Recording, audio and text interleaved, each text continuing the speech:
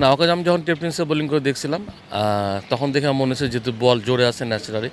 আমরা কিন্তু যখন যে খেলার দিকে পাই, টেনিস বলে আপনার ক্রিকেট, মানে সরি আপনার ব্যাটার পায় আর আপনার বোলারই পায় না কেন, সবাই কিন্তু টেনিস বলে মজা করেই ক্রিকেটটা খেলে।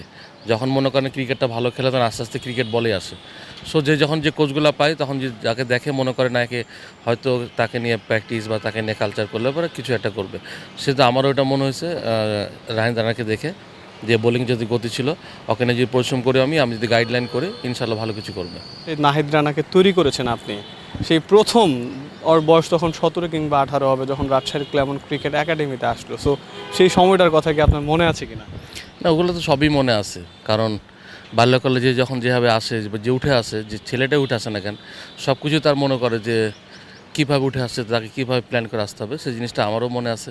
সে কীভাবে উঠে আসছে, তার কাজটা কী, সেই জিনিসটা ও ট্রাই করে, আমিও সেটাকে চেষ্টা করি। যখনই কথা হয় আমাদের যে আমরা যেভাবে উঠে আসছি, আমাদের সব কিছুই যেন হবে, তো খেলাধুলা না, খেলাধুলার সাথে সাথে আমাদের বিহেভিয়ার, চলাফেরা, কথাবার্তা, মানুষের সাথে সব কিছু যেন আগে যেমন ছিলাম ঠিক কথাবার্তা হয়তো স্মার্ট হবে হয়তো, কিন্তু এর সাথে সাথে আমাদের চলাফেরা এমন যেন হয় যে মানুষ যেন কথাবার্তা ইমপ্রেস হয়। ওই জিনিসগুলো সব কিছু আমরা চেষ্টা করি যে কীভাবে আমরা মানুষের সাথে ভালো ব্যবহার করতে পারি, এর সাথে খেলাধুলাটা যেন ওরকমই থাকে।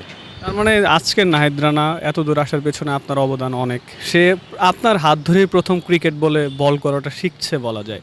সো আপনি কি ভেবেছিলেন ও এত দূর আসতে পারবে?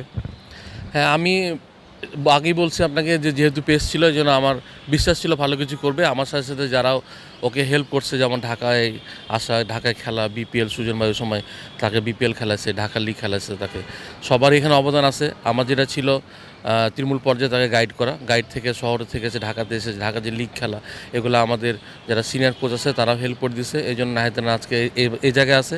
আর এটা আমার বিশ্বাস ছিল আগে থেকেই যে জোরে বল যদি করতে হয় সে যে একদিনের ভালো জায়গায় খেলবে।